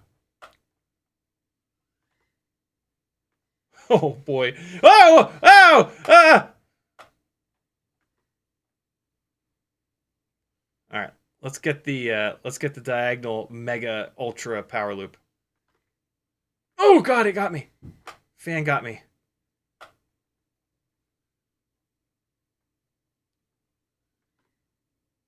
Ah, not quite enough. Here we go. That was it. It went in. It didn't look great because because I pitched back a little bit early so that I could catch it, and then there was no like yeah, I need to let it hang more. Hold on. Oh shit! All right, I was able to get a little bit of downward thrust, so it didn't. That would have hit the ground like a rod from God. Anybody know what that is? Our lovely military thought at one point, hey, you know what we should do? We should put carbon tungsten rods into orbit, and then instead of dropping nuclear bombs on people, we can just have these rods come down at 11 billion miles an hour and just smash everything in sight. Wow, I blasted this battery. This battery is now mushroomed here. Somebody was asking about this yesterday. This is how I fixed this. All better. I've done that a bunch, and it's always totally fine. And then you take the battery sideways, and you rock it like this, because the little edges get like frayed up. So put it on your desk sideways, rock it like that, and now it'll go into the battery tray. No problem at all. Man, this is hard to fly at 18 grams on 40,000 kV. Grepper with a $5 super chat. He says, remedial question, what amperage do you recommend charging 1S batteries? Same kind of deal as big batteries. 1S if you've got the time, 2S, 3S if you're in a hurry, 4S, 5S if, you know, you're completely insane. We discharge these batteries at like 10S, 20S, 30S. And so as long as you don't charge them, you know, we ruin these batteries by discharging them like a son of a bitch. So like when you're charging them, it really doesn't make much of a difference because all of the abuse happens on the discharge. So I never charge at 1S anymore. It just takes too long. These tiny whoop batteries, I typically charge them at 3S, which on the Vifly Whoopster is 0.9 amp. And yeah, you're gonna kill them discharging them, not, yeah. Half Fast says, need help buying your drill bits? Don't see link on your link tree. Just message me. All of my contact info is on the link tree at the top. Just message me wherever you want. Instagram, Discord, email is up there. Don't use Facebook. I'm not on there much.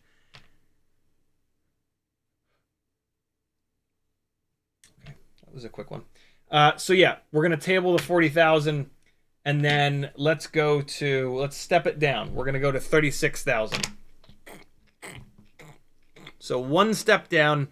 I doubt that you'll see a difference in flight performance, to be honest, because 36,000s have plenty of power.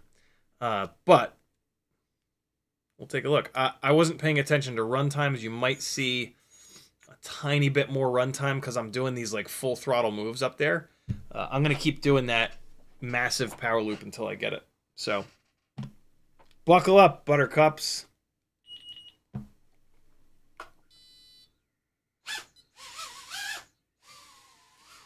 This is the rig that has had more abuse than any.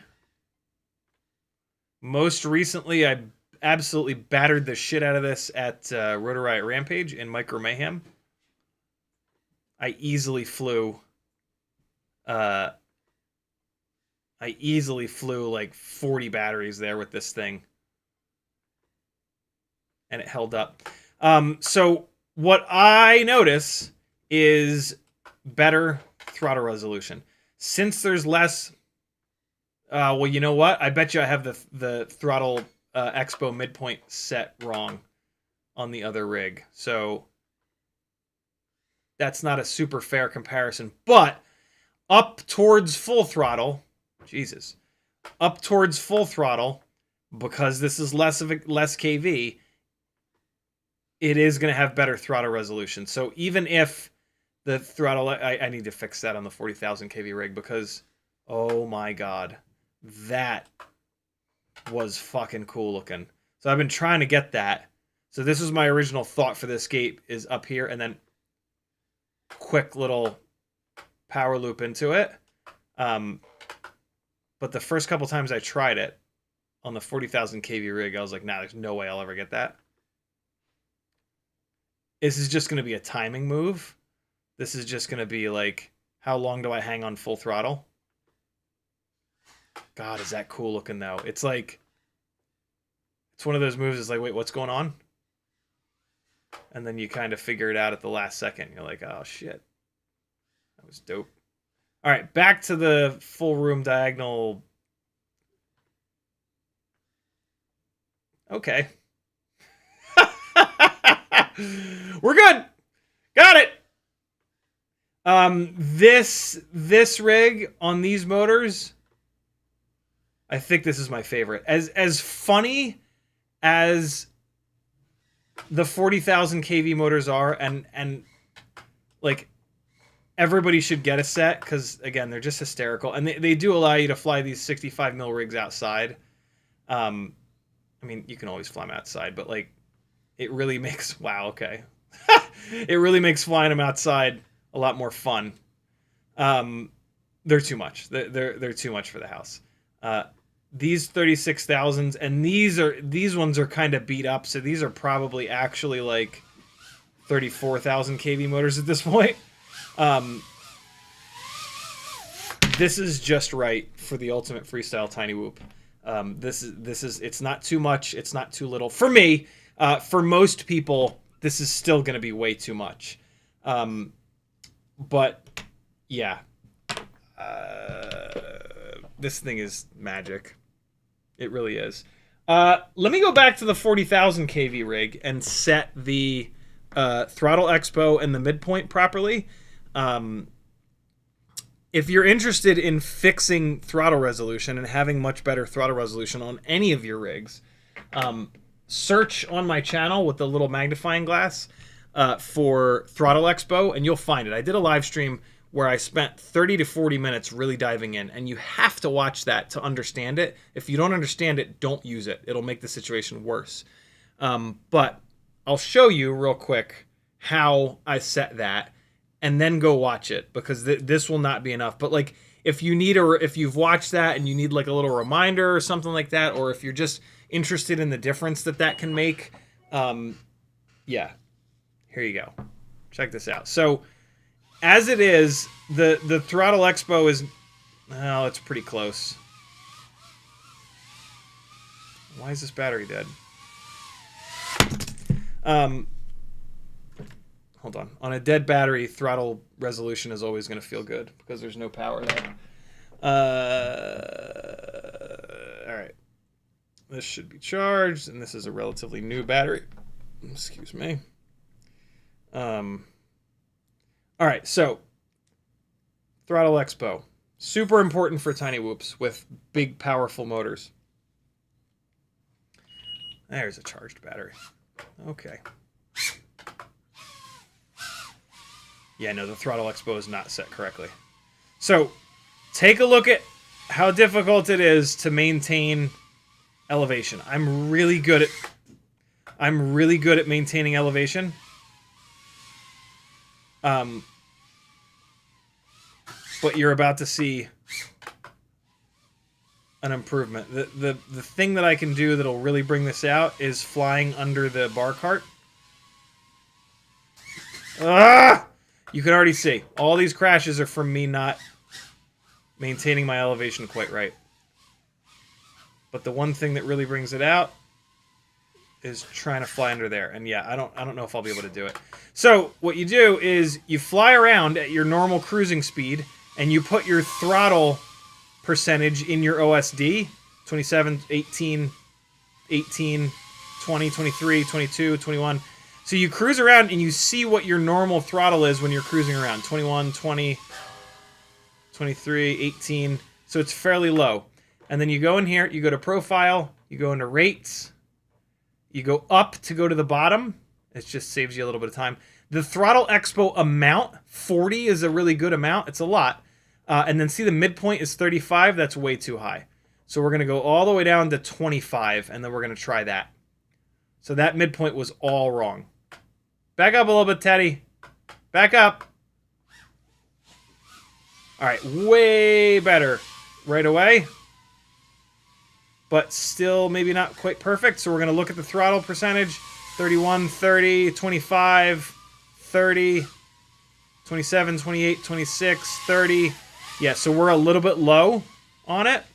So we're going to come back and we're going to do that one more time. Profile, rates, up to go to the bottom. And we're going to move 25 to 28. And that's probably about right. And now, I'll be able to control my elevation a lot more. And it immediately feels so much better. And so now, I still hit that same thing, which is super annoying. But now, in theory, these are still very hard motors to fly. I can get under there. See if I can repeat it.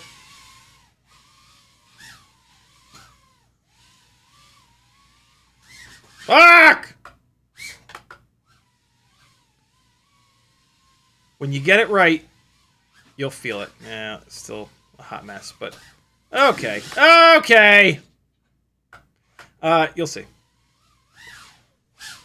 Getting the throttle expo set just right is very evident.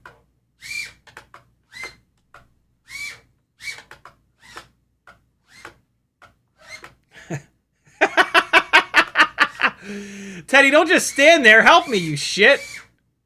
Bite it or something.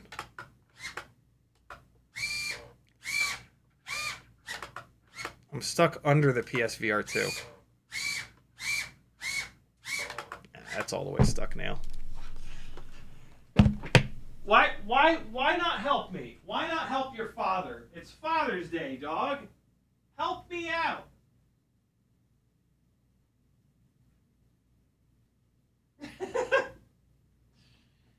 Man, ungrateful. Oh, bastard. Steve Jobs says, is it possible to adjust feed forward on the fly? I don't think so.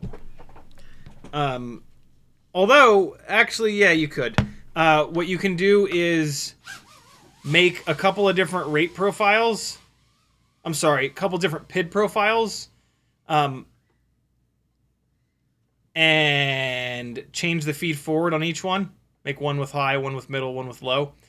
And then you're going to disarm, and you're going to use the adjustments tab in the same way that I set up the OSD profile selection. In the adjustments tab, there's an option in there for PID profiles. You have to be disarmed, though. You can't change PID profiles while you're armed. So you're going to have to land, change it, take back off. Not a big deal, though. So yeah, there is a way to do it. But you can't, like... Yeah, that's the only way to do it. Does that make sense? Why won't the battery come out? Oh, because I mangled the end of it. Oh, no, because of the sticker. So yeah, there you go. That's how to set your throttle expo properly, which makes a massive difference. And this thing is now set up properly. So now we're going to go all the way down to the lightest weight rig. Well, no. So we will now go from bi-blades to the HQ YOLO tri-blades. So we went 40,000 kV, 36,000 kV on the ultimate rigs with bi-blades. Now we're going to go to 32,000 kV, but with tri-blades, the HQ YOLO tri-blades. And then we'll finish up with the ultra lightweight rig. I meant to work on the chase rigs.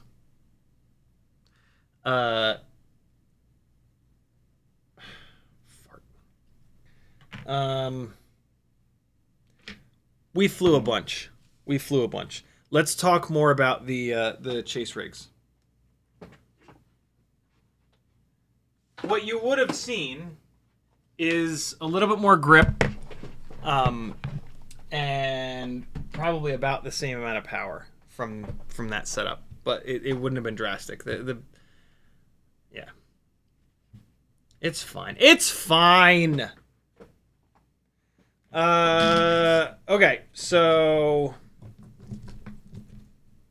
I mean, I guess we kind of already talked about these, but what is interesting, all right, look, here's one of the things that I wanted to talk about, is that these are the VCI motors, the VCI 0702 29,000 kV, and these have, they're taller. Much like I recently realized the Beta FPV motors, these are a taller motor. So this is going to be me giving the Meteor 65 airframe one last chance. Since the motor is taller, the propeller will ride around the inside of the duct properly, and that will make this frame a lot more durable, I believe. So yeah, this chase rig here is the Mobula 6 2024 V2 with the plugs, as you can see. And so, yeah, I didn't have another set of motors to throw in here at the time, but I now do. And so, hold on, let's pull these props off. Yeah, I want to get these VCI motors onto a freestyle rig so I can fly them around. What I'm really interested in is how durable the motor shafts are. They also make a really decent amount of power. I'm kind of tempted to leave these on here and then just to put the Mobula 6 canopy onto here, but I really like this FXT camera for chasing the RC drift cars. So yeah, I'm gonna leave this thing as it is, and I'm just gonna pull these motors and we'll put them onto something else. But yeah, these VCI motors seem good. They feel very different though. Like the throttle, like the power curve and like where they make power is definitely different than the Happy Model motors. So I kind of want to put them on it. Like flying them around the drift cars was just, yeah, I ended up just flying them like a lunatic. And I'm really interested in the durability of these because like yeah, people have said that the Happy Model motor shafts are just really, really weak. Um, None of the other motors, though, can compare in terms of like power or runtime, though. And so I'm willing to deal with uh, the weak motor shafts to get the power and efficiency out of the Happy Model motors from the Happy, and so I use them on everything. Maybe these VCIs are, maybe they have good power and good runtime. We're gonna find out on the freestyle shit. And so yeah, those are off. This needs motors now, and I think it's going to be 0702 36,000s. So 603 30s, 702 30s. Makes sense to crank this one all the way up and make a bunch of power on this one. So yeah, this is going to be 702 36,000s. Let me grab a set of those. I think I have them over here-ish, maybe. Hopefully I have a fresh set so that, the cinematic rig doesn't have any vibrations. Hey, I think I do. Let's see. Are you guys in here? Yeah, they are. Awesome. All right, cool. So this will be great because this is the best one, the best chase rig that I have, mainly because it's got the camera that I like the most. Although I'm gonna be swapping cameras around on some of these other ones, so that the camera difference might. And I think I have another one of the FXT cameras, but with a normal plug on it. So I think 2 of these are about to have the FXT cameras on them. I have to figure out which one's which. But yeah, this is just me continuing to dial these chase rigs in, right? I mean, I've been dialing these things in for the past like year, literally. And yeah, this is just sort of the continuation of that. So these are Tiny Whoop Firefly 0702 36,000 kV motors. What do I have these things? Props in or props out? So this one's props in. This one's props out. This is 30,000 kV. 30,000 kV props in. I'm going to run this props in. Yeah, and so what that means is the non-red dot is going to go motor 1. And this way I won't have to change the motor direction in Betaflight. It's not a big deal. Not a big deal at all. But it's just kind of one of those little tiny things. That, of course, being what she said. Okay. Hockey Round says, it's easier to turn Throttle Expo off before you start looking for the midpoint. That is true, but as you turn Expo up, it kind of affects the midpoint a little bit. So yeah, there always needs to be like that. Not always, but there usually needs to be that second pass of dialing the midpoint in, the sort of like the rest of the way, I guess you could say. There's the little red. So the red mark on the plug header, man, you can't see it, but it's there. Designates either clockwise or counterclockwise. I forget which it is. But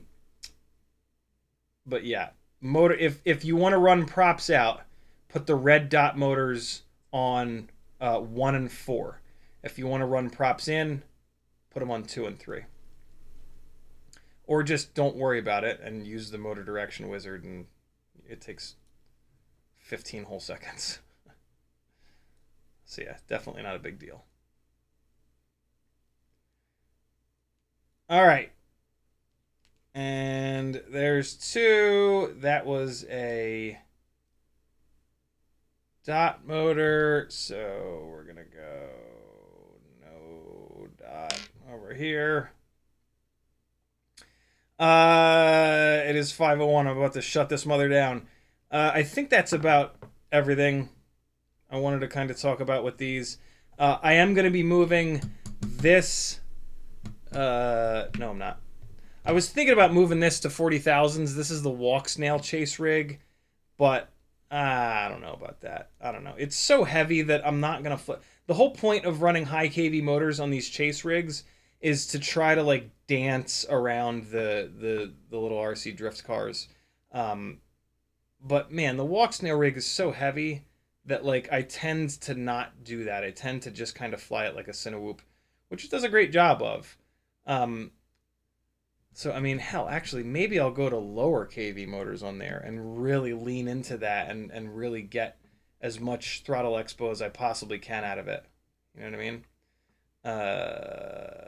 Because I've had these 36s on it for a while, and, like, they're fine, but I don't know.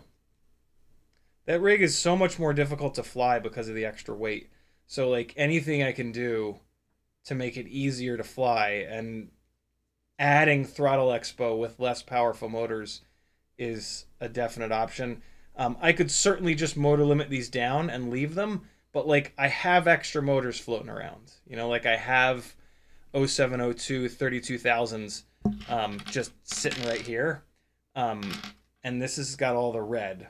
So yeah, that's exactly what I'm going to do. I'm going to throw these motors at this rig. And then it'll be all red and black. And that will just satisfy me more than most other things on Earth. So there we go. Swap the motors on these. This guy is now ready to go back and chase and give us some excellent flight footage of tiny little RC drift cars doing their thing. Never leave motors unplugged, because you will absolutely forget, and then you'll get to where you're going and you'll be like, what the hell? Why doesn't this work? And then when you realize it, you'll be like, wow, I'm the dumbest person on earth. Maybe that's just me. Always plug them in, though. And then, like, God forbid, like, something cool's happening and you need to fly it right away. You'll be screwed. Tiny whoops are kind of like that, man. Like, you can fly them anywhere, anytime. And so... Oh, wow, that was weird. That motor plug just bent quite a bit. That was a little scary. Yeah, like, if something really cool's happening... It doesn't matter what it is. It's a tiny whoop. You can throw it up in the air and look down at it, you know? Like a neighbor's house is on fire. Whoop that shit, bro.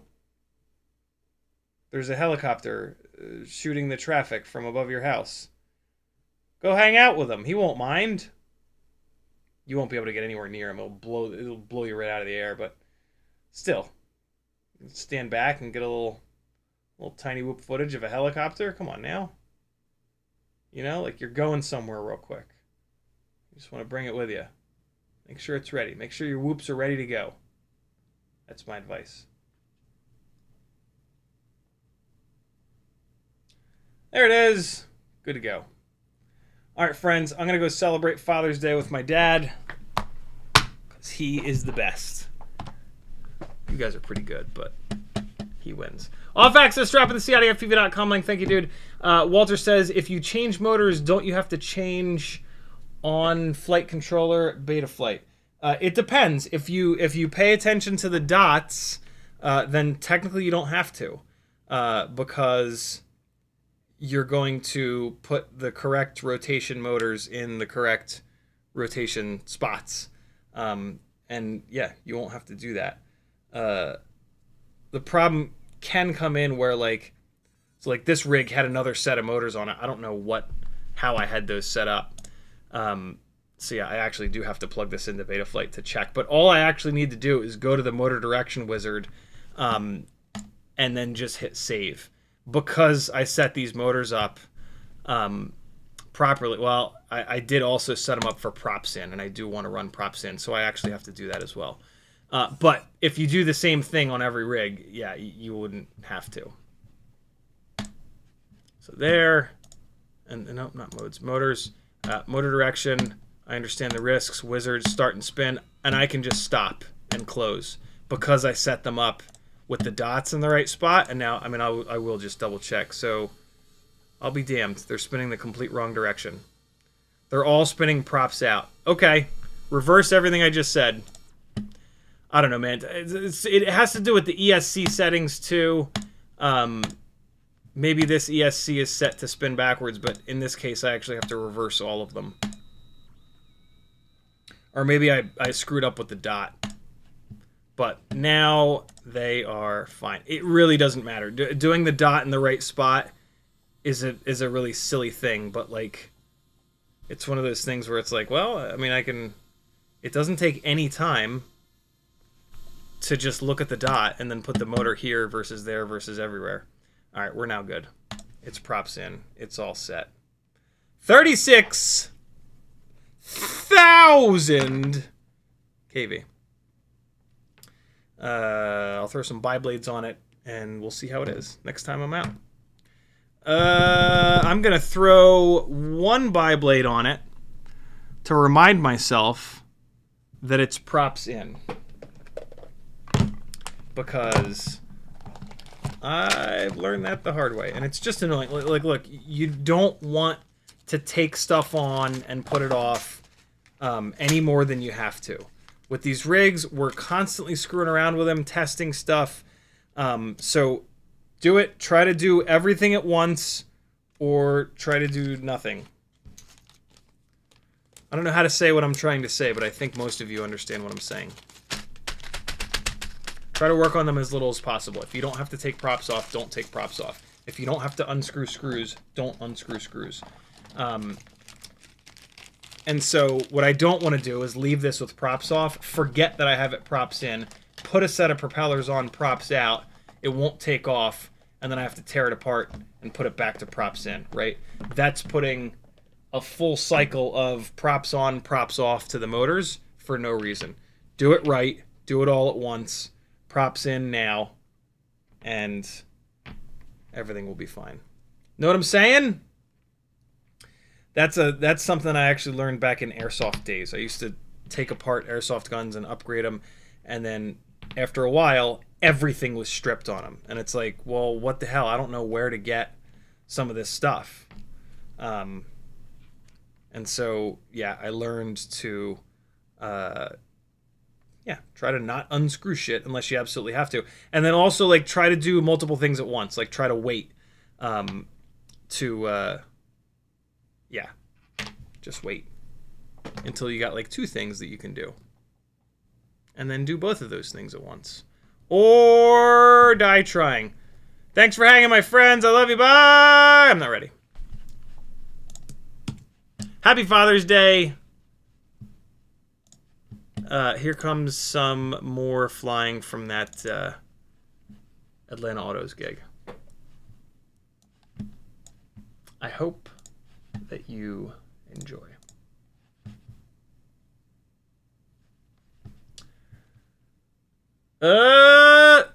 See you guys tomorrow night.